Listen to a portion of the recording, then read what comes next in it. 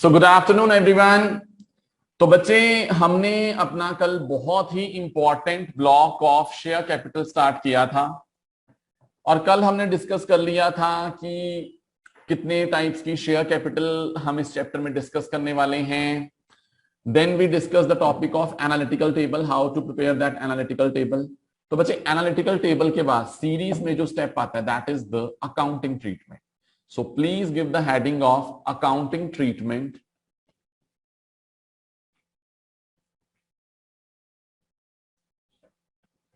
at the time of issue of shares. Accounting treatment at the time of issue of shares.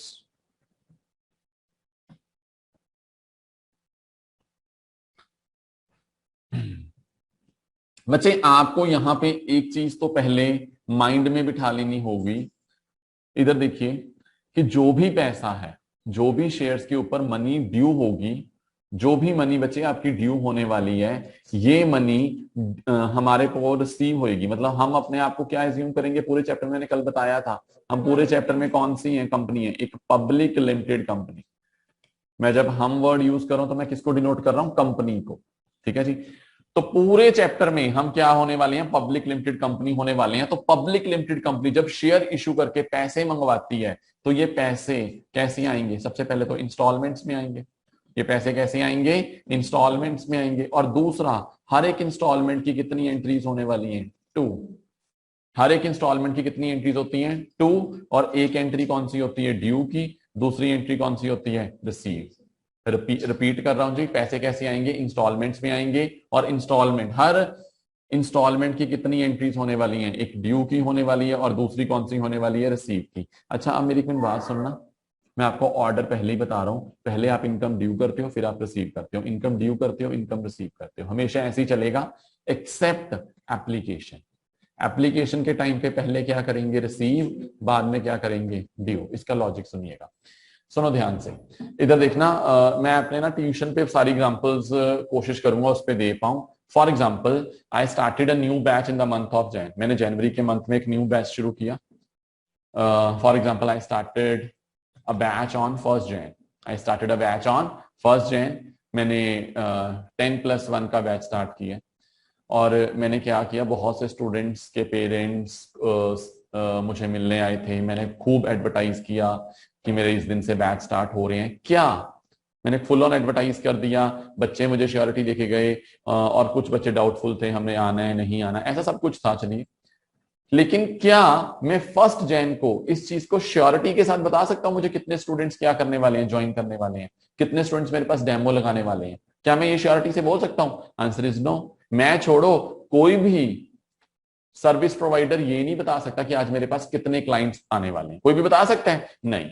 तो initially company को कभी नहीं पता होता। कंपनी ने तो इनवाइट कर लिया प्रोस्पेक्टस के थ्रू, कंपनी ने जिस डॉक्यूमेंट के थ्रू इनवाइट किया that document is prospectus. Company ने इनवाइट कर लिया, लेकिन कंपनी को अभी तक ये नहीं पता कितने लोग उसको अप्लाई करने वाले हैं। पहली चीज।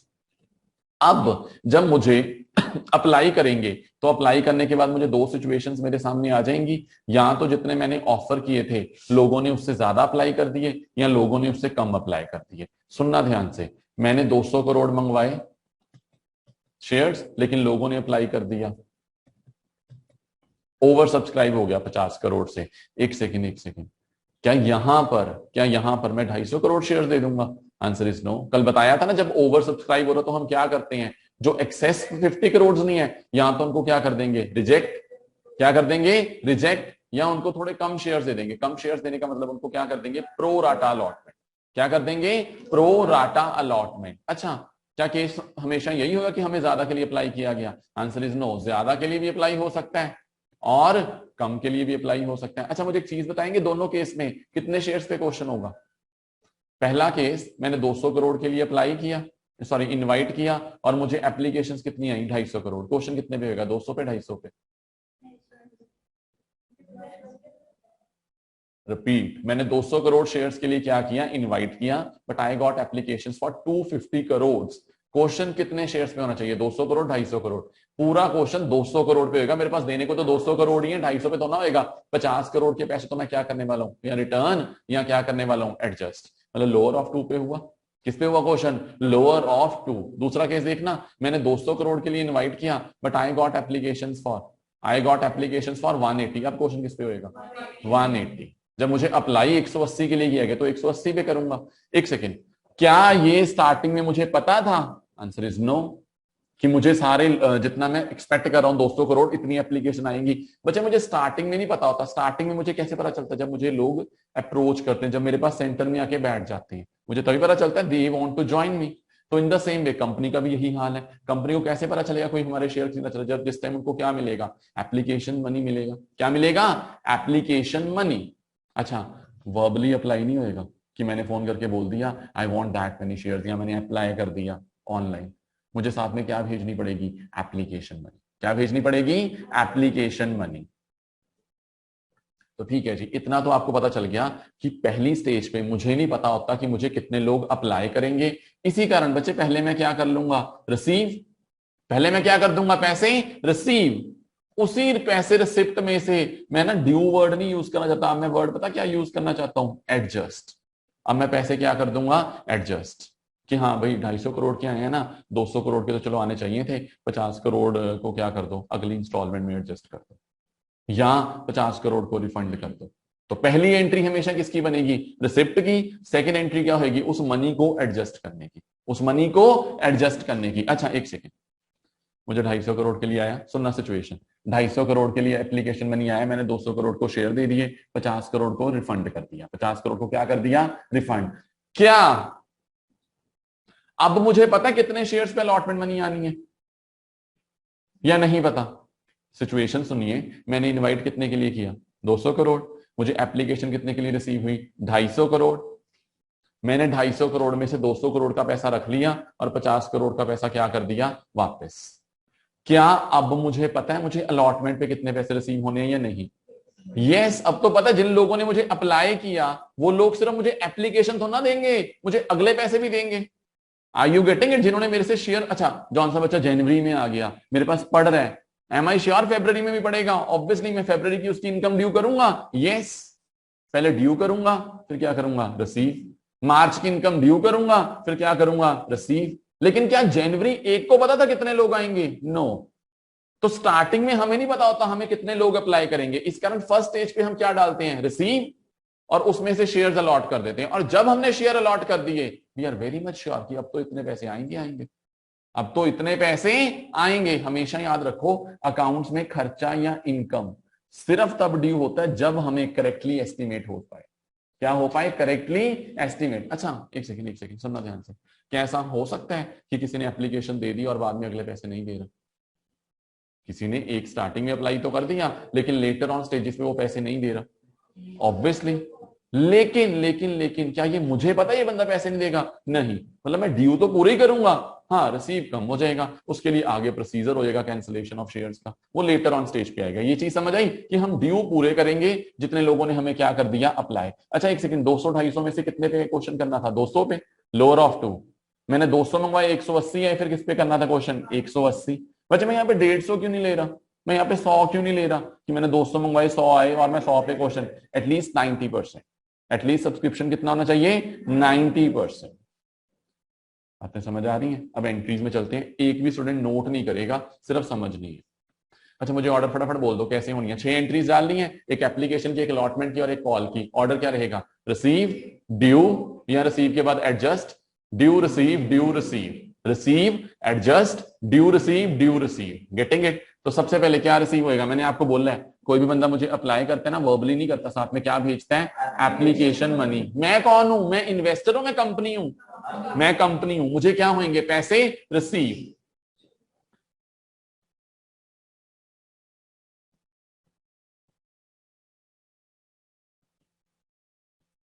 हाँ जी, when application money is receive. इतना तो आई थिंक हर बच्चे को पता है, कैश में तो पकड़ाने नहीं आएगा, सीधा मेरे अकाउंट में आएंगे पैसे, मेरे अकाउंट में पैसे आएंगे। तो एंट्री क्या आने वाली है? Bank account debit, bank account debit. एक सेकंड, जो नॉन कॉमर्स बैकग्राउंड के हैं आपको बता दूं कि बच्चे बैंक अपना एक पर्सनल अकाउंट है।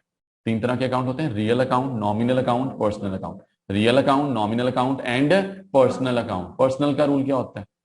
फटाफट कॉमर्स वाले, debit the receiver, credit the giver. Debit the receiver, credit the giver. मुझे कैसे पता चला बैंक पर्सनल है?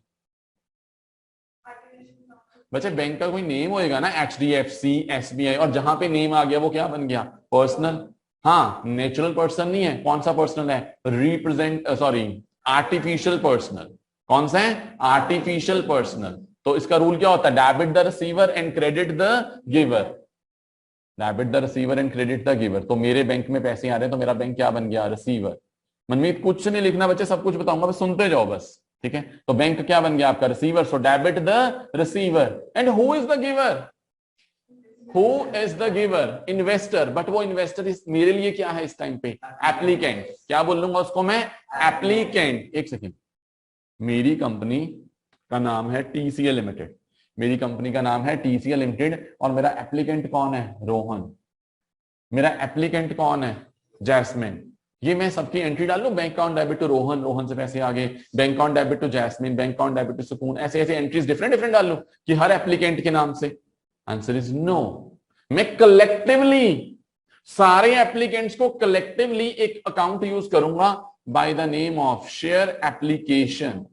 क्या वर्ड यूज करूंगा? Share application. और ये जो शेयर एप्लीकेशन है, ये क्या डिनोट कर रहा है? ये एप्लीकेंट्स को डिनोट करता है। मैं आपको बता दूं जिन स्टूडेंट्स को नहीं पता, पर्सनल अकाउंट 3 तरह का होता है। नेचुरल पर्सन, हम सभी, राजन अकाउंट, रोहन अकाउंट, मनमीत अकाउंट, ये क्या होगा? किसी पर्सन का नाम means natural person. TCA, KVM, sacred heart convent school, ये क्या है?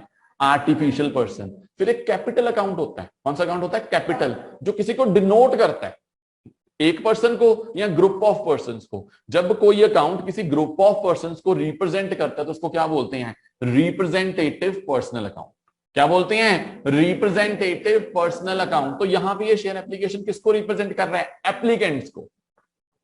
किसको रिप्रेजेंट कर रहे हैं? एप्लीकेंट्स को। अच्छा मुझे एक चीज बताना, अब ये जो सारे एप्लीकेंट्स हैं तो पर्सनल अकाउंट में ही आते हैं ना, तो ये रिसीवर है गिवर है? पैसे दे रहे हैं, इनको मिल रहे हैं, मैं रिसीव कर रहा हूं, ये सारे लोग क्या हैं? गिवर। रूल क्या था? Debit the receiver and credit the giver. Am I clear with the general entry?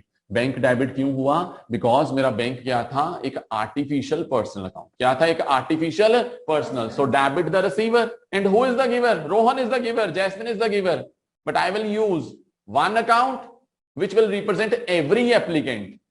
तो मैंने क्या वर्ड यूज कर दिया? Bank account debit to share application. Am I clear? So it's bank account debit to share application. Then बच्चे second entry क्या होगी? मुझे पैसे तो रिसीव हो गए हैं, मुझे पैसे रिसीव हो गए, अब मैं क्या करूंगा? कहने को तो मुझे ये कहना चाहिए कि मुझे एप्लीकेशन मनी ड्यू करनी चाहिए, एप्लीकेशन मनी ड्यू नहीं करूंगा। अब एक्चुअल में होएगा क्या? अब एक्चुअल में शेयर्स अलॉट होंगे। क्या अलॉट होंगे? Shares. When shares are allotted. अच्छा अच्छा अच्छा, लेकिन सर आपने ना थोड़ा सा और कुछ बताया था, रिसीव एडजस्ट या रिसीव ड्यू वर्डिंग बोली थी, तो एक काम करते हैं वर्डिंग दोनों लिख देते हैं, आपके माइंड में क्लैरिटी रहे। यहां पे हो क्या रही है? यहां पे आपकी एप्लीकेशन मनी एडजस्ट हो रही है। क्या होगी आपकी एप्लीकेशन मनी? एडजस्ट। सुनना ध्यान से, इधर देखना। आप ना एक सिचुएशन इमेजिन कीजिए, आपने 200 करोड़ क्या किए? शेयर्स इनवाइट किए। कितने शेयर्स इनवाइट किए? 200 crore, and you got applications for 250 crore. You got application for how much? 250 crore. तो बच्चे पहली एंट्री कितने से आई होगी? 200 से 250 से? 250 से। कितने से आई होगी? 250। ये तो बच्चे रिसीव करना, जब उन्होंने मुझे अप्लाई किया, I got application for 250, I got application for 250 crore. अब मैं उनको क्या करने वाला हूं? शेयर इश्यू करने वाला हूं। क्या करने वाला हूं? Share issue. तो जर्नल एंट्री क्या बनेगी? पहले जर्नल एंट्री देखते हैं, फिर लॉजिक बताता हूं। Share application account debit to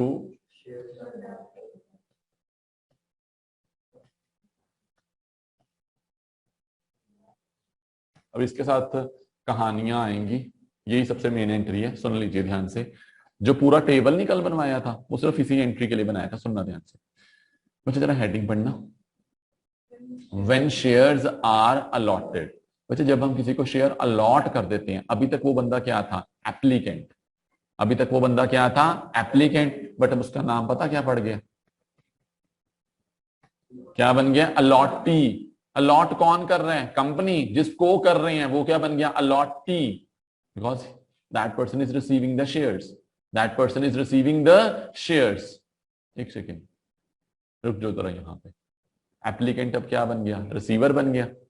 receiver है तो personal account he, so debit the receiver. Debit क्यों हो रहा है कि वो बंदा अब क्या बन गया, अलॉटी बन गया, उसको हमने शेयर्स अलॉट कर दिया, वो बंदा रिसीवर बन गया, तो क्या कर दिया, डेबिट। क्या कर दिया, डेबिट। शेयर एप्लीकेशन के डेबिट का लॉजिक क्लियर हो गया। बस लॉजिक्स बताने मैंने हर अकाउंट को डेबिट या क्रेडिट क्यों हो रहा है। अब शेयर कैपिटल क्यों क्रेडिट हो रहा है, सबसे बड़ा लॉजिक सुनिएगा ध्यान से। क्या यहां पर सारे बच्चे कंपनी लॉ में कंपनी का एक फीचर पढ़ के आए हैं, सेपरेट लीगल एंटिटी पढ़ के आए हैं कि सेपरेट लीगल एंटिटी भी, कंपनी और उसका शेयर होल्डर दोनों क्या है, डिफरेंट। कंपनी और उसका शेयर होल्डर दोनों क्या होते हैं, डिफरेंट। तो शेयर होल्डर ने जो पैसा कंपनी को दिया है, शेयर होल्डर ने जो कंपनी को पैसा दिया है, क्या कंपनी वो पैसा रिटर्न करेगी, ऑब्वियसली करेगी। मुझे कोई पर्सन पैसे दे रहा है, मुझे कोई पर्सन, फॉर एग्जांपल ये जो इंस्टीट्यूट हो ये कंपनी फॉर्म में हो, ये इंस्टीट्यूट किस फॉर्म में हो, कंपनी। इंस्टीट्यूट मुझे कुछ पैसे दे रहा है, मुझे कोई इनकम अराइज करके दे रहा है, मुझे लोन दे रहा है, क्या वो मैंने पैसा रिटर्न करना है, ऑब्वियसली रिटर्न करना है। यहां पे बच्चे पैसे कौन दे रहा है, एप्लीकेंट। कौन पैसे दे रहे हैं, शेयर एप्लीकेंट। क्या हमने उनको पैसा रिटर्न करना है, यस। जिसको पैसा देना होता है वो हमारे लिए क्या होता है, लायबिलिटी। क्या होता है, लायबिलिटी। इतना तो आई थिंक यहाँ बेटे सारे बच्चों को पता है, एसेट्स के डेबिट बैलेंस होते हैं और लायबिलिटीज के बैलेंस क्या होते हैं, क्रेडिट। तो शेयर कैपिटल क्या हो गया आपका, क्रेडिट। शेयर कैपिटल क्रेडिट का लॉजिक समझ आया। जितने भी लोगों ने मुझे पैसे दिए हैं, कल को ये पैसे मैंने उनको क्या करने हैं, रिटर्न करने हैं, तो मेरे सिर पे क्या अराइज हो चुकी है, लायबिलिटी। लॉजिक क्लियर, थोड़ा सा हाई वॉल्यूम, लॉजिक क्लियर। आगे अच्छा, अब मैंने जब 250 करोड़ मेरे पास एप्लीकेशंस आए थे, तो मैंने 200 को तो शेयर पकड़ा दिए, ये ले भी तेरे शेयर, मेरे पास 200 ही थे देने को। 50 को क्या कर दिया, भाई तेरे पैसे आ गए, मेरे पास देने को है नहीं, लेट्स टेक द रिफंड। तो भाई अपने पैसे वापस ले ले। एक सेकेंड, पैसे आए कहां थे, मेरे बैंक अकाउंट में, जाएंगे भी कहां से, मेरे बैंक अकाउंट से। जब बैंक अकाउंट में पैसे आते हैं तो बैंक अकाउंट क्या बन जाता है, रिसीवर, सो डेबिट हो गया।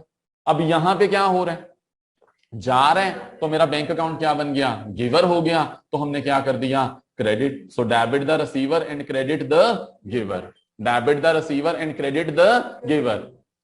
शेयर एप्लीकेशन डेबिट क्यों हुई, शेयर कैपिटल क्रेडिट क्यों हुई, बैंक क्रेडिट क्यों हुआ, लॉजिक क्लियर हो गया। लास्ट वन, शेयर अलॉटमेंट फिर क्रेडिट हो रही है। सुनिएगा ध्यान से सुनिएगा। सीएस में हमारे पास मोस्टली स्टूडेंट्स कैसे पढ़ते हैं, सीएस में मोस्टली स्टूडेंट्स हमारे पास पढ़ते हैं पैकेज के थ्रू। इनका कोई मंथली चार्ज तो हम लेते नहीं, हम कैसे पढ़ाते हैं, पैकेज के थ्रू। अब सुनना ध्यान से, नॉर्मली यहाँ पे नॉर्म्स ये रहते हैं कि स्टार्टिंग की डेमो क्लासेस होने के बाद स्टूडेंट्स पे अस द फीस, स्टूडेंट्स पे अस द फीस। एक सेकेंड, हमने स्टूडेंट से पैसे रिसीव कर लिए, एक सेकेंड, फॉर एग्जांपल मैं अभी पढ़ा रहा हूं अकाउंटेंसी, मैंने नेक्स्ट सब्जेक्ट के भी रिसीव कर लिए, ईबीसीएल मेरा नेक्स्ट सब्जेक्ट है, राघव सर सीएलएसएम पढ़ा रहे हैं और उन्होंने एफएमएसएम के भी क्या कर लिए, रिसीव। एक सेकेंड, हम पढ़ा एक सब्जेक्ट रहे हैं लेकिन हमने रिसीव किसके कर लिए, अगले के भी कर लिए, इकट्ठी फीस रिसीव कर ली। सुनिएगा ध्यान से, डोंट यू थिंक कि ये पैसे को मैं क्या बोलूंगा, प्री रिसीव्ड इनकम। क्या बोलूंगा, प्री रिसीव्ड इनकम। ये इनकम ड्यू कब होगी, जब मैं पढ़ा रहा हूं, मैं अकाउंट्स पढ़ा रहा हूं तो अकाउंट्स की इनकम ड्यू थी, लेकिन मैंने अकाउंट्स के साथ साथ कौन सी रिसीव कर ली, अगले सब्जेक्ट की भी, तो मेरे लिए वो क्या बन गई, प्री रिसीव्ड इनकम बन गई थी, प्री रिसीव्ड इनकम। तो क्या ये प्री रिसीव्ड इनकम मेरे लिए एसेट है, लायबिलिटी है, सोच के बताइए, मेरे लिए एसेट है, लायबिलिटी है। आज के बाद, एक सेकेंड, आज के बाद सिर्फ एसेट के लिए एक वर्ड माइंड में लेके आना है, बेनिफिट। क्या लेके आना है, बेनिफिट। बेनिफिट मुझे अभी हो रहा है, बेनिफिट मुझे फ्यूचर में होएगा। अगर बेनिफिट होता है तो वही चीज एसेट होती है, वही चीज क्या होती है, एसेट। और अगर फ्यूचर में मैंने सर्विस देना है, कुछ भी देना है मैंने, तो मेरे लिए क्या होती है, लायबिलिटी। अब देखा जाए, पैसे तो मैं आज रिसीव कर लिए, लेकिन अभी मैंने फ्यूचर में क्या करना है, पढ़ाना है। अभी मैंने फ्यूचर में पढ़ाना है, तो मेरे सिर पे क्या है, लायबिलिटी। अच्छा, आई थिंक बार बार बता रहा हूं, एसेट्स के बैलेंस डेबिट, लायबिलिटीज के बैलेंस क्रेडिट। तो मुझे बताइए जी, ये सारी बातें क्लियर हुई, ये ऐसा ऐसा क्यों है। शेयर एप्लीकेंट डेबिट क्यों हुआ था, वो बंदा क्या बन चुका है, allottee. Allottee means receiver. Share capital credit क्यों हुआ, मेरे सिर पे क्या आ चुकी है, लायबिलिटी, क्योंकि कल को मैंने पैसा क्या करना है, रिटर्न। बैंक क्रेडिट क्यों हुआ, तो बैंक के सामने बच्चे कौन सा पैसा आ रहा है, बैंक के सामने कौन सा आ रहा है, रिफंड। और लास्ट वन, ये जो मैंने प्री रिसीव कर लिए पैसे, एप्लीकेशन के टाइम ही मुझे कौन सा पैसा मिल गया, एप्लीकेशन के टाइम ही मुझे कौन सा पैसा मिल गया, अलॉटमेंट। यहां तक की सारी बातें क्लियर हो गई, ठीक है जी। अच्छा, हम कहां पर थे, हम थे हमने 200 करोड़ के लिए इनवाइट किया, we got application for 250 crore, हमने उनको शेयर्स अलॉट कर दिए। स्टार्टिंग में मुझे पता नहीं था मुझे कितने लोग अप्लाई करेंगे, लेकिन अब तो मैंने 200 करोड़ को शेयर दे दिए। जो लोग एप्लीकेशन मनी दे चुके हैं मुझे, वो आगे भी पैसे देंगे। देंगे आगे पैसे कि नहीं देंगे? देंगे, ऑब्वियसली पैसे देंगे। तो मैं अब अगली इंस्टॉलमेंट ड्यू करता हूं। अच्छा एक सेकेंड, अब ये रिसीव ड्यू हो गया, अब उल्टा चलेगा, ड्यू रिसीव। अब मैं इनकम ड्यू कर सकता हूं। तो क्या एंट्री आएगी? When allotment money becomes due, जब हमारी अलॉटमेंट मनी ड्यू होगी। एक सेकेंड, जर्नल एंट्री पहले डाल देते हैं फिर समझाते हैं। शेयर अलॉटमेंट अकाउंट डेबिट,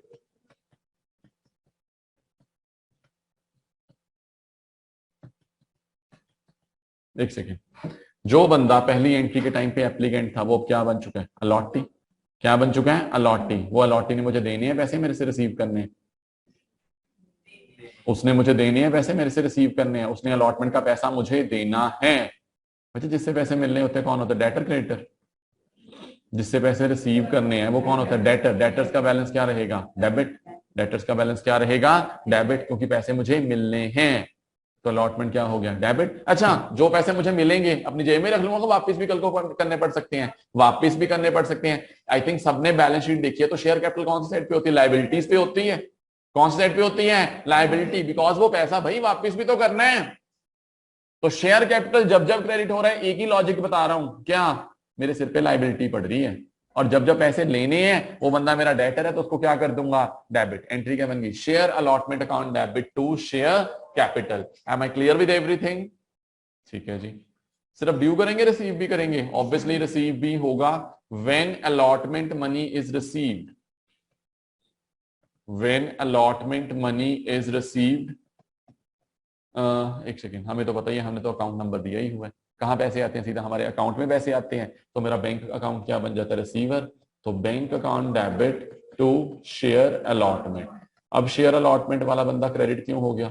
वो बंदा जो मेरा डेटर था उसने मुझे पैसे दे दिए, उसने मुझे पैसे दे दिए, और जब उसने मुझे पैसे दे दिए वो बंदा क्या बन गया? गिवर। क्या बन गया? गिवर। बैंक डेबिट क्यों हुआ? बिकॉज मुझे पैसे रिसीव हुए अकाउंट में, सो debit the receiver. And who is the giver? That allottee is the giver. That allottee is the giver. Clear? आगे चलते हैं। लास्ट 2 एंट्रीज रह गई हैं। पहले मैं क्या ड्यू करूंगा? Call money. अच्छा बच्चे मैं आपको एक चीज बता दूं, जरूरी नहीं है कि कंपनी सिर्फ 1 कॉल करेगी, 2 कॉल करेगी, 3 कॉल करेगी। ये कंपनी की फाइनेंशियल रिक्वायरमेंट्स पे डिपेंड करता है। कंपनी लॉ में इसके बारे में कुछ नहीं कहा गया, ठीक है। जब कॉल मनी ड्यू करेंगे, when call money becomes due, entry क्या आएगी? पहले एंट्री सुन लीजिए। Share call account debit to share capital. एक सेकेंड, मुझे शेयर कॉल के थ्रू पैसे आने हैं। किसी भी चीज के थ्रू जब पैसे आने होते हैं वो चीज मेरे लिए क्या बन जाती है? डेटर। तो हमने क्या कर लिया? डेबिट। और जो पैसे आने हैं बच्चे, शेयर कैपिटल का लॉजिक वही बार बार, जो पैसे मुझे रिसीव होंगे वो पैसे मैंने कल को क्या करने हैं? रिटर्न करने हैं। तो शेयर कैपिटल क्या हो रहा है? क्रेडिट। शेयर कैपिटल क्या हो रहा है? क्रेडिट। लास्ट एंट्री में कॉल मनी रिसीव कर लो। When call money is receive, क्या एंट्री बनेगी? Bank account debit to share.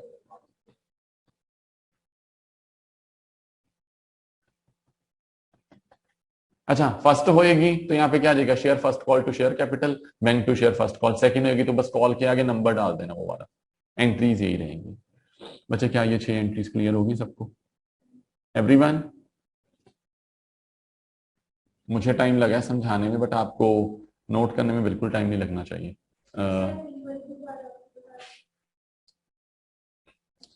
हाँ जी, सो आई होप सारे स्टूडेंट्स ने नोट कर लिया है। तो बच्चे अब इस पूरे कॉन्सेप्ट के बेसिस पे, और कल जो हमने एनालिटिकल टेबल किया था उसके बेसिस पे मैं एक स्टेटमेंट आपको सॉल्व करवाऊंगा, जिसमें टेबल भी आ जाएगा और सारी जर्नल एंट्रीज भी आ जाएंगी, ठीक है जी। सो आई वुड लाइक स्टूडेंट्स मेरे साथ के साथ ही ये स्टेटमेंट नोट करें। मैं डिक्टेट भी करता जाऊंगा और लिख भी रहा हूं। स्टार्ट राइटिंग बच्चे, एवरीवन। आपने लिख लेना है रेफरेंस प्रॉब्लम, प्लीज हेडिंग दीजिए reference problem on analytical table and it's accounting treatment.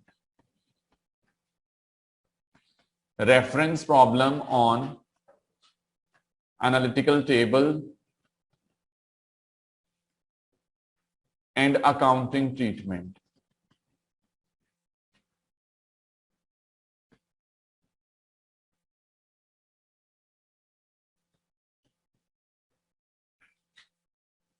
So write down X Limited invited applications for X Limited invited applications for 1 lakh shares of ₹10 each. X Limited invited applications for 1 lakh shares of ₹10 each, but the applications were received for 1,80,000 shares, out of which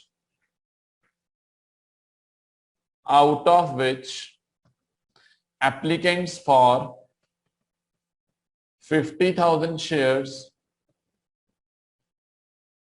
gets rejected and applicants for 60,000 shares were given 40,000 shares and the rest were given balance of shares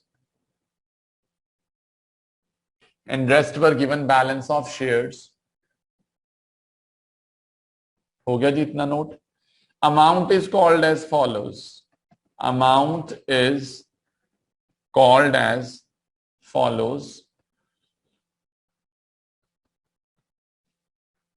So it's 2 plus 4 plus 2 plus 2. 2 plus 4, 2 plus 2.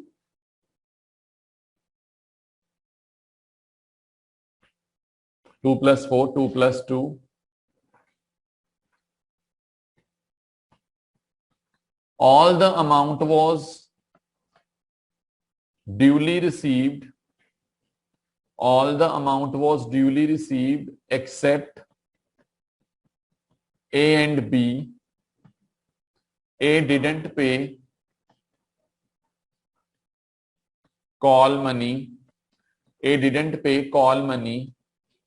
On his 1,000 shares, and B didn't pay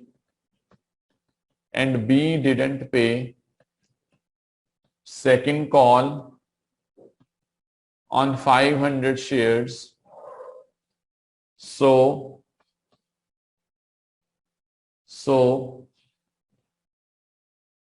prepare analytical table and journalize.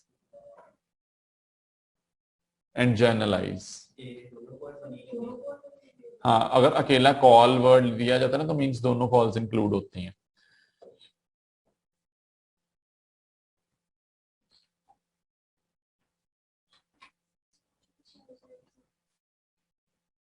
Last page मैं dictate कर देता हूं. 50,000 shares got rejected and applicants for 60,000 shares were given 40,000 shares. Applicants for 60,000 shares were given 40,000 shares and rest were given balance of the shares.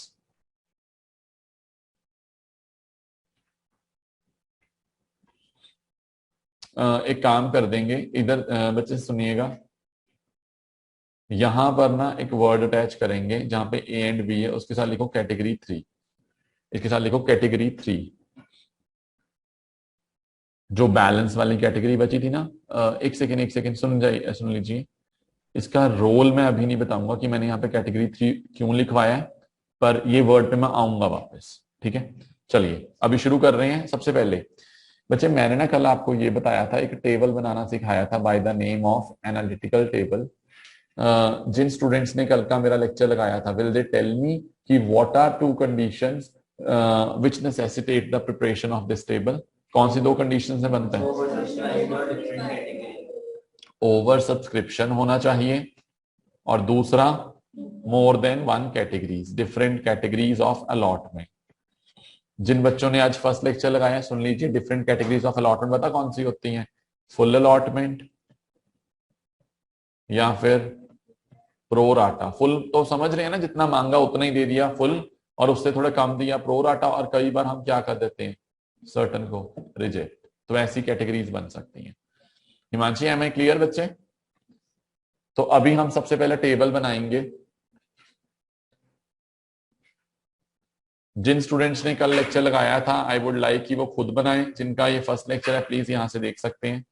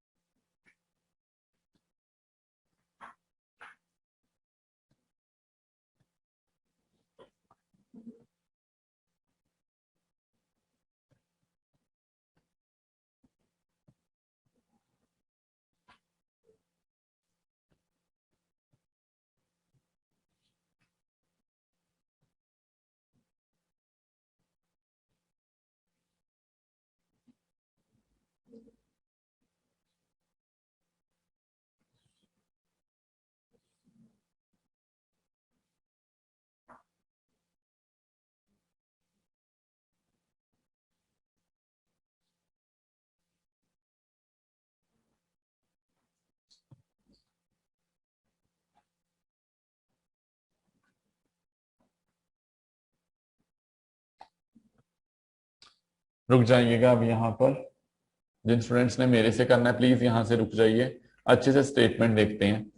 बच्चे सबसे पहले पता क्या देखना होता है? मनमीत आप स्टार्टिंग से एक बार दोबारा सुन लीजिए। हाँ जी, कहता है एक्स लिमिटेड ने क्या किया था, 1 लाख के लिए अप्लाई इनवाइट किया था। 1 लाख के लिए क्या किया था, इनवाइट। अब अगर मैं 1 लाख के लिए इनवाइट कर रहा हूं बीइंग अ कंपनी, तो मेरे पास देने को भी तो 1 लाख शेयर्स होंगे। मेरे पास देने को भी कितने शेयर्स होंगे, 1 लाख, तभी 1 लाख के लिए इनवाइट कर रहा हूं। हिमांशी ध्यान से देखना, तो 1 लाख किसका टोटल आ गया, मेरे अलॉटेड का। 1 लाख किसका टोटल आ गया, अलॉटेड। इतनी चीज समझ आई, 1 लाख इज माई अलॉटेड।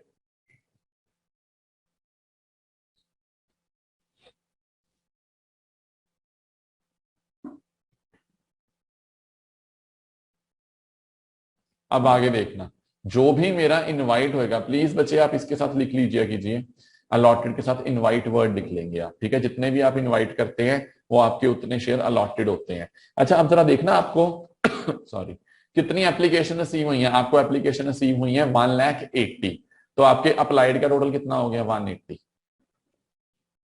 बच्चे अप्लाइड का टोटल कितना हो गया, 1,80,000। मुझे बताइए ये चीज समझ आ गई? अप्लाइड का टोटल हो गया 180 और अलॉटेड का टोटल कितना हो गया। जितनी एप्लीकेशन रिसीव होती है वो आपका अप्लाइड आ जाता है, ठीक है।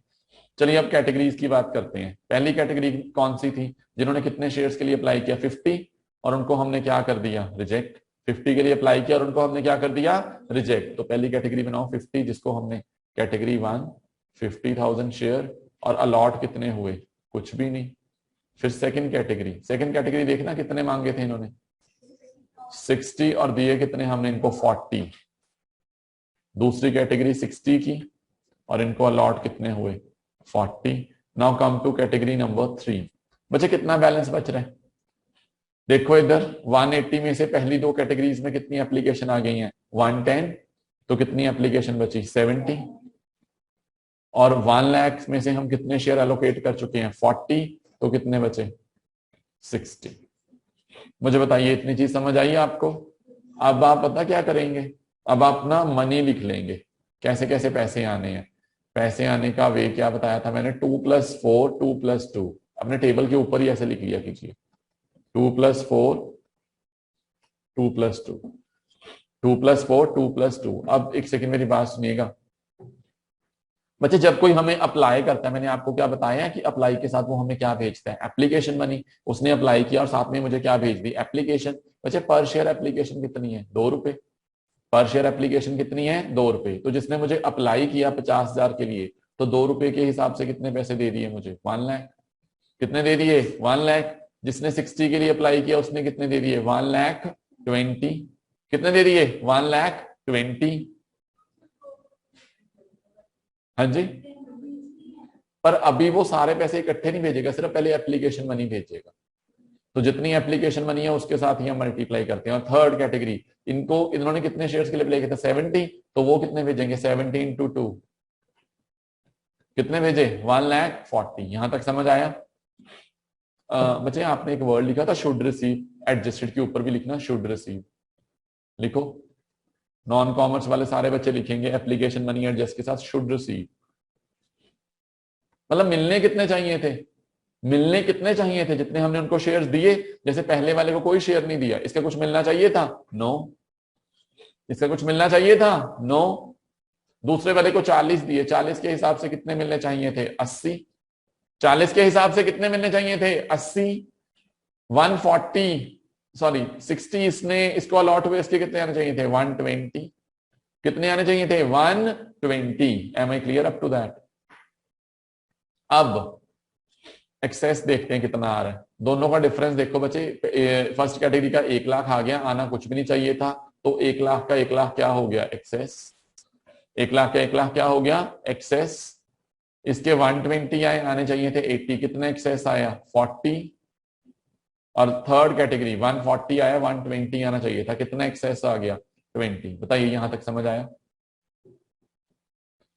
बच्चे आपको पता है जब हम किसी को शेयर अलॉट नहीं करते तो कंपनी लॉ बोलते हैं कि आप क्या करो, 90 डेज में उसका पैसा वापस कर दो। 90 डेज में उसका पैसा क्या कर दो, रिफंड। तो जो पहली कैटेगरी है बच्चे, इसका नाम क्या है, क्या मैं इसका नाम लिख सकता हूं, फुल रिजेक्शन। इनको तो कुछ भी नहीं दिया मैंने, तो जिसको कोई शेयर दिया ही नहीं, उसका जितना भी एक्स्ट्रा पैसा है सारे का सारा कौन से कॉलम में जाएगा, रिफंड।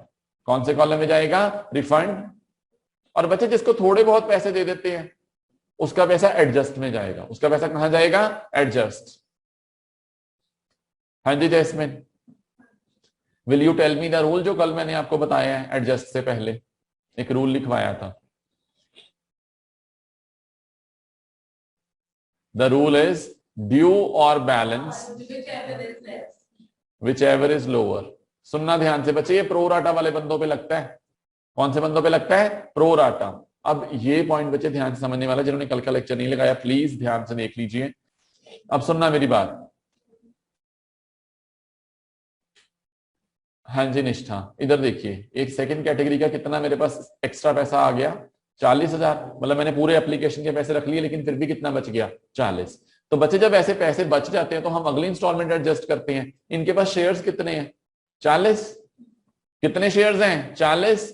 और इनकी नेक्स्ट जो इंस्टॉलमेंट बनती है वो कितने रुपए की है, 4 रुपए की।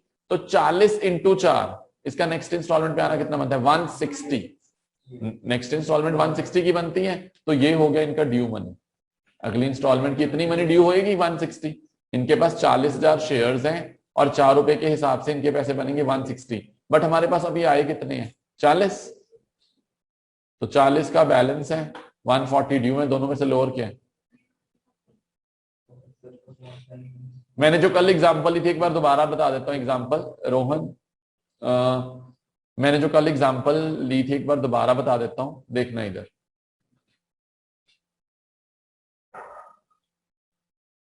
इधर देखना, एक स्टूडेंट बच्चे मेरे पास कोचिंग पर्पस से आया। किस दिन आया वो, 1 जनवरी को। एक स्टूडेंट मेरे पास मंथ के फर्स्ट डेट को आया कोचिंग के लिए, and he asked me about fees. I told him, बच्चे मेरी पर मंथ फीस कितनी है, 2000। मैंने 2000 उसको फीस बताई। समझ आई आपको बात? तो मैंने उसको 2000 रुपये फीस बता दी। लेकिन तभी मुझे 2 दिन 4 दिन 5 दिन 10 दिन बात करके पता चला कि जी वो जो स्टूडेंट है उनका फैमिली बिजनेस है इलेक्ट्रॉनिक गुड्स का। उनका फैमिली बिजनेस किस चीज का, इलेक्ट्रॉनिक गुड्स का। तो मुझे लगा कि मुझे जान पहचान की जगह से ही सामान लेना चाहिए, तो मैंने उनकी शॉप से कितने का सामान ले लिया, 2500 का। When I was about to pay them, मैं जब उस बच्चे के पेरेंट्स को पे करने लगा तो उन्होंने मुझे क्या बोला, that they gonna adjust that fees, gonna adjust that amount in my fees। अब सुनना ध्यान से, वो बच्चा जनवरी में पढ़ा, बच्चा कितने कब पढ़ा, जनवरी। जनवरी की फीस कितनी थी, एक तरह से 2000, लेकिन मैंने सामान कितने का ले लिया उनकी शॉप से, 2500। तो जनवरी की तो पूरी फीस आ गई मेरे पास। निष्ठा, जनवरी की फीस आने के बाद फरवरी के भी कितने पैसे आ गए मेरे पास, 500। कितने आ गए, 500। लेकिन फरवरी की फीस कितनी है, तो मैं क्या समझूंगा कितने पैसे आए मेरे पास 500, और मैं कितना और मांग लूंगा उससे 1500, यही होता है। और अगर बच्चे ये 2500 की जगह कितने की होती 45, कितने की होती 45, फिर मैंने अपनी जब जनवरी की फीस रख लेनी थी तो मेरे पास कितना एक्स्ट्रा बचना था 25, बट फरवरी की फीस कितनी है, तो मैं क्या सोचूंगा फरवरी के कितने पैसे आ गए मेरे पास 2000 या 2500, 2000, क्योंकि मैक्सिमम कितना एडजस्ट हो सके यही हो सकता है। तो आपने क्या देखा, दोनों केस में आपने लोअर उठाया, दोनों केस में आपने क्या उठाया लोअर। लोअर मतलब जितने पैसे आने बनते हैं अगली इंस्टॉलमेंट के, इसको बोलते हैं ड्यू। क्या बोलते हैं ड्यू। और जो एक्स्ट्रा आपके पास आगे वो क्या होता है बैलेंस। तो आप दोनों में से क्या उठा रहे हो लोअर फिगर। तो यहां पे भी वही चीज चेक करो। Himanshi have you got it. हाँ जी देखना इधर, इसका एक्सेस कितना है 40, लेकिन इसके बनते कितने, इसके पास शेयर्स कितने हैं 40,000, तो 40 इंटू 4 एक 60 बनते हैं, और एक 60 और 40 में से ऑब्वियसली लोअर कितना है 40। इसका एक्सेस कितना है 20, इसका एक्सेस कितना है 20, बनते कितने हैं इसके पास शेयर कितने हैं 60, कितने हैं 60, 60 इंटू 4 240, 240 और 20 में से लोअर 240 और 20 में से लोअर कितना है 20। Am I clear with the table, किसी को टेबल में तो कंफ्यूजन नहीं है। अच्छा अब मेरी बात सुनना, टेबल को चेक भी कल करवाया गया था, कल टेबल को चेक भी करवाया गया था। टेबल को चेक करने का वे क्या बताया था मैंने, सुनना जी, मैंने कितनी एप्लीकेशंस के लिए इनवाइट किया बच्चे 1 लाख। देखो ध्यान से, मैंने कितनी एप्लीकेशंस के लिए इनवाइट किया 1 लाख, बट मुझे एप्लीकेशंस कितनी आई, कितनी आई 180, कितना एक्स्ट्रा आया 80,000, कितना एक्स्ट्रा आया कितने शेयर्स के लिए 80,000, और पर शेयर कितनी एप्लीकेशन आई 2 रुपए। आई एम रिपीटिंग, 80,000 ज्यादा एप्लीकेशन आई और पर शेयर एप्लीकेशन कितनी है 2 रुपए। तो एक तरह से देखा जाए 80,000 इंटू 2, मेरे पास 1,60,000 एक्स्ट्रा है। कितने आए 1,60,000 एक्स्ट्रा। बच्चे ये जो एक्स्ट्रा पैसा आता है, या तो ये क्या कर देता हूं मैं वापस, या क्या कर देता हूं एडजस्ट, लास्ट के 2 कॉलम देखो रिफंड और एडजस्ट, इसका टोटल 160 बन रहा है। यस 1,40,000 और 20 बन गया 160। Clear with the table everyone. तो अब मैं इसकी जर्नल एंट्री शुरू करने जा रहा हूं, देखना जी ध्यान से। अब आई वुड अप्रिशिएट जॉन से स्टूडेंट्स मुझे एंट्रीज बताएंगे साथ के साथ अलोंग विद देयर नरेशन, ठीक है। सबसे पहले अच्छा एक सेकंड, ऑर्डर क्या बताया गया था, जल्दी जल्दी जल्दी, ऑर्डर क्या बताया था, receive due, due receive, due receive. Logic clear है ना। पहले हमें क्या नहीं पता कितने लोग अप्लाई करेंगे, इस कारण पहले रिसीव करो। व्हेन एप्लीकेशन, अब कोई बच्चा कुछ भी नोट नहीं करेगा, अब यहां से नहीं करना कुछ note. When application money is receive, बच्चे ये वाली एंट्री टेबल से देखनी है, देख भी सकते हैं, बिना देखे भी काम सर जाएगा। मुझे टोटल कितने शेयर्स के लिए अप्लाई किया गया 180, 180 तो शेयर्स है, लेकिन यहां तो अमाउंट लिखनी है। यहां क्या लिखना है अमाउंट, 180 इंटू 2 कितना हो गया 360।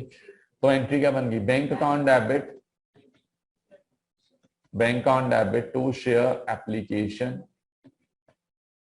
3,60,000, 3,60,000। Am I clear? Then share application to share capital to, क्योंकि आज रिफंड भी हुआ है तो बैंक भी क्रेडिट में होगा, टू शेयर अलॉटमेंट, कुछ पैसे मुझे अलॉटमेंट में भी एडजस्ट करने पड़े। अब ये जो फुल ऑन एंट्री होती है ये हमने टेबल से देखनी है, ये हमने कहां से देखनी है टेबल। अच्छा मेरी बात सुनना एक सेकंड इधर, जितने से शेयर एप्लीकेशन क्रेडिट हुआ है उतने से ही शेयर एप्लीकेशन क्या होएगा डेबिट, जितने से शेयर एप्लीकेशन क्रेडिट हुआ उतने से क्या होगा डेबिट। बच्चा एक सेकंड इधर देखना, एक सिंपल लॉजिक है कि मैंने अकाउंट क्लोज करना है, अगर जितने से क्रेडिट हुआ उतने से डेबिट होगा तभी अकाउंट क्लोज होएगा। मैंने शेयर कैपिटल में ना नॉन कॉमर्स वालों को एक चीज लिखवाई है अभी, शुड रिसीव, क्या वर्ड लिखवाया था शुड रिसीव। मुझे कितने पैसे मिलने चाहिए थे बच्चे 1 लाख, जब इनवाइट किया तो 1 लाख के हिसाब से पैसे आने चाहिए थे। 1 लाख मैं पैसे लिख दूं यहां पे, किसके हिसाब से आने चाहिए थे पैसे 1 लाख, तो आना कितना चाहिए था 1 लाख इंटू 2, आना कितना चाहिए था 1 लाख इंटू 2 2 लाख। अब रिफंड कितने का किया चेक करो टेबल में, रिफंड कितने का 1 लाख, तो बैंक के सामने 1 लाख लिख दो। शेयर अलॉटमेंट प्री रिसीव कितना पैसा हुआ 40 और 20 60, 40 और 20 60। बताइए जी समझ आया आपको सारा एवरीवन। बैंक वाला रिफंड की अमाउंट है, जो आपका टेबल नहीं है, टेबल में जो रिफंड वाली वैल्यू है। चलूं जी आगे। अच्छा, पहली एंट्री की नरेशन तो मैंने लिख दी थी, when application money is received. Second की नरेशन कौन बताएगा, सेकंड का हेडिंग कौन बताएगा? बच्चा इसकी यही वर्डिंग लिखना, व्हेन शेयर्स आर अलॉटेड। क्या लिखेंगे? When shares are allotted. Allotment के टाइम पता चलता है ना कितनों को वापस किया, कितने के पैसे आने चाहिए थे। चलिए आगे चलते हैं। हाँ जी, अब अलॉटमेंट मनी ड्यू करेंगे। बच्चे मैं आपको एक चीज बताऊं, टेबल ने सिर्फ मुझे सेकेंड एंट्री में हेल्प करनी थी। आगे अब नॉर्मल क्वेश्चन चलाएंगे, ठीक है। When allotment money becomes due, जब आपकी अलॉटमेंट मनी क्या हो जाती है? Due. Who will try the general entry? हाँ जी Nishtha. Yes, share allotment account debit to share capital. अच्छा, एंट्री तो होगी, कोई लॉजिक बताएगा? डेबिट वाला डेबिट क्यों हुआ, क्रेडिट वाला क्रेडिट क्यों हुआ? हाँ जी रोहन, लॉजिक बताओ एंट्री का। शेयर अलॉटमेंट डेबिट क्यों, शेयर कैपिटल क्रेडिट क्यों?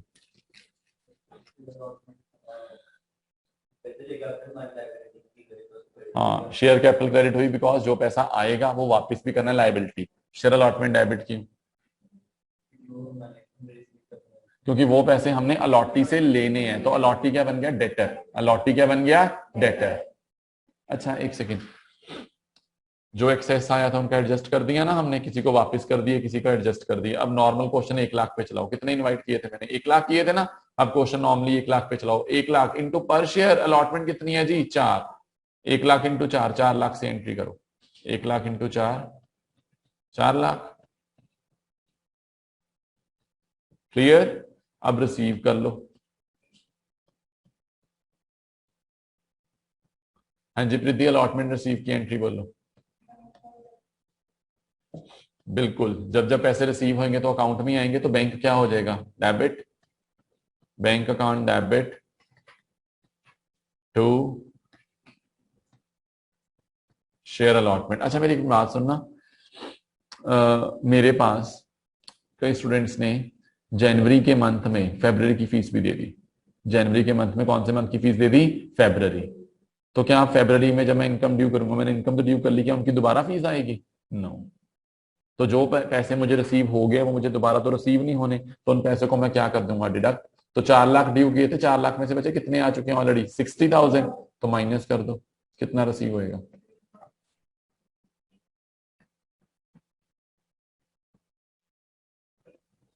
ठीक है जी, आगे चलिए। हाँ जी, अब कॉल मनी ड्यू करेंगे। अच्छा, अब फर्स्ट लिख दो इसके आगे, क्योंकि 2 कॉल्स है ना।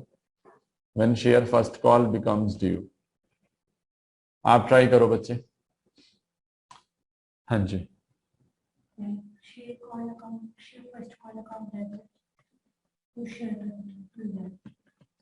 To share capital. मैंने आपको क्या बताया, सारा क्वेश्चन किस पे होना है? अब 1 लाख पे ही होएगा ना। अब सारा क्वेश्चन किस पे होएगा? 1 लाख। और मेरी फर्स्ट कॉल कितने रुपए है? 2 रुपए। तो 1 लाख इंटू 2 कितना हो गया? 2 लाख।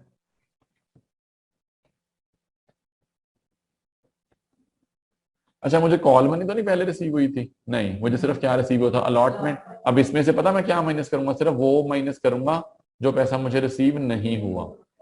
चेक करना कितने शेयर्स पे मुझे कॉल नहीं रिसीव हुई फर्स्ट। जब मुझे कॉल मनी रिसीव हो जाएगी, what I will post, bank account debit to share first call. एक सेकेंड एक सेकेंड, आइए जरा देखते हैं स्टेटमेंट पे। चलो बच्चे, कहता सारा पैसा मुझे टाइमली मिल गया था, ड्यूली रिसीव हो गया था, लेकिन ए और बी से पैसा नहीं मिला था। ए ने मुझे क्या नहीं दिया था? ए ने मुझे कॉल मनी नहीं दिया था 1000 शेयर पे। जब वो मुझे कह रहा ना कॉल मनी नहीं दिया था, मेरी तो 2 कॉल्स हैं, बता तो रहा नहीं। जब वो नहीं बताएगा कि कौन सी कॉल, मीन्स दोनों कॉल्स, मीन्स दोनों कॉल्स पे नहीं पैसे आए। फर्स्ट पे 1000 शेयर पे ना फर्स्ट आई है ना सेकंड, और 500 शेयर्स पे सिर्फ सेकंड नहीं आई, फर्स्ट आई है। तो मुझे फर्स्ट कितने शेयर्स पे नहीं आई? 1000। तो 1000 शेयर्स पे पैसे नहीं आए मुझे। 1000 शेयर्स के माइनस कर दो। एक सेकेंड, 1000 शेयर्स के कितने पैसे बनते हैं 2 रुपए के हिसाब से? 2000। 1,000 रुपए 2 रुपए के हिसाब से कितने बन गए? 2,000। बच्चे चेक करना ड्यू कितने थे? 2 लाख। 2 लाख में से 2,000 रुपए मुझे रिसीव नहीं होंगे, वो आई विल रिसीव। बच्चे इस एंट्री को मैं ना कॉल इन एरियर के थ्रू भी करवा सकता हूं, बट अभी पंगा नहीं लेना हमने, अभी नॉर्मल चलाते हैं, ठीक है? नहीं किसी को क्लैरिटी है तो कोई इश्यू नहीं है। Bank on debit to share first call, ठीक है बच्चे? क्लियर? आपको क्लियर हो गया बच्चे? सुकून, मनमीत, क्लियर? चलिए सेकंड कॉल देखते हैं। सेकंड कॉल ड्यू कीजिए।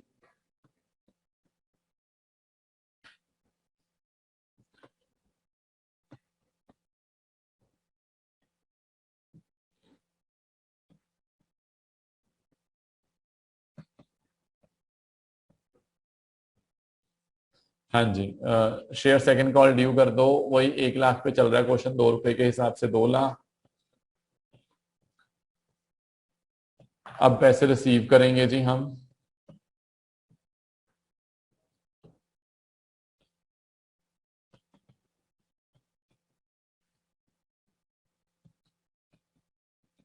बच्चे एंट्री वही फर्स्ट कॉल वाली है, कोई एंट्री में न्यू नहीं है। उसका नाम बताओगे? अमाउंट कितनी आएगी सेकंड कॉल की? नहीं, सेकंड कॉल की कितनी अमाउंट लिखूं मैं यहाँ पर? 1,97,000। बच्चे आप मुझे समझाओगे 197 कैसे आया?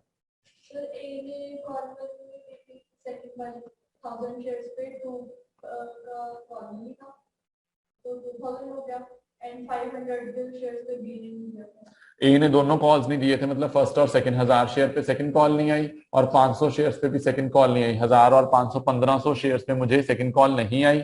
1,500 इंटू 2, 3,000। 3,000 बच्चे मुझे रिसीव नहीं हुआ, तो मुझे 3,000 माइनस करके नेट अमाउंट कितनी आ रही है? 197। मुझे बताएंगे सारे students, am I clear up to this?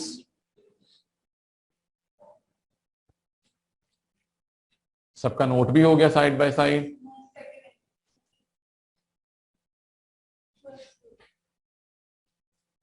हाँ जी बच्चे, after this problem we are going towards another topic. Please give heading in your notes, that is issue of shares at discount oblique premium. Issue of shares at discount oblique premium.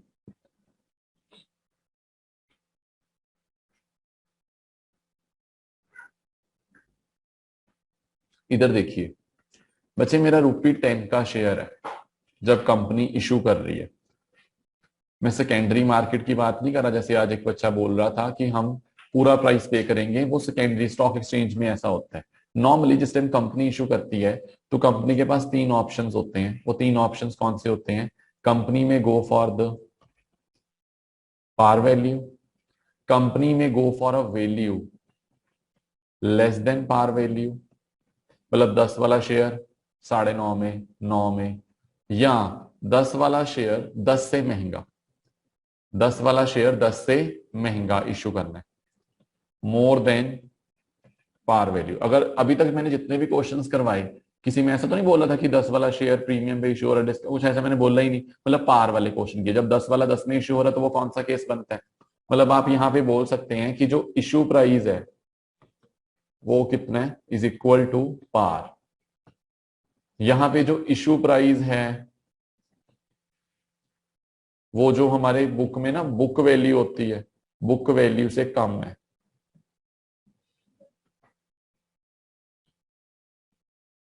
हाँ जी, जो आपका issue price है वो क्या है? कम, book value ज्यादा है। और यहां पे जो इशू प्राइस है वो ज्यादा है किससे? Book value.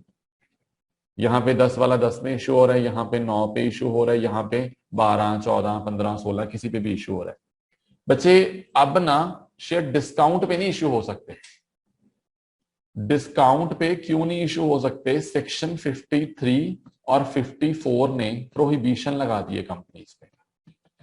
सेक्शन 53 और सेक्शन 54 क्या कहता है? प्रोहिबिट करता है कि कोई भी कंपनी डिस्काउंट पे शेयर इशू नहीं करेगी, एक्सेप्ट सिर्फ एक तरह के शेयर्स हैं जो डिस्काउंट पे इशू हो सकते हैं, वो कौन से इशू है? Sweat equity share. Sweat equity shares को छोड़ के आज के टाइम पे कोई भी शेयर किस पे इशू नहीं होगा? डिस्काउंट पे। मतलब हम यहाँ तो पार का केस करेंगे, बट आपको कंसेप्ट पता होना चाहिए। 10 वाला 10 पे इशू हो रहा है तो मतलब पार 10 से कम में होते हैं जिस टाइम, तो उसको डिस्काउंट बोलते हैं। 10 से महंगा इशू होएगा तो वो क्या हो गया? प्रीमियम। बट डिस्काउंट का क्वेश्चन आएगा नहीं आपको, बट ये एमसीक्यू के लिए बता रहा हूं। सेक्शन 53 54 भी याद रहेंगे जो प्रोहिबिट करता है, और दूसरा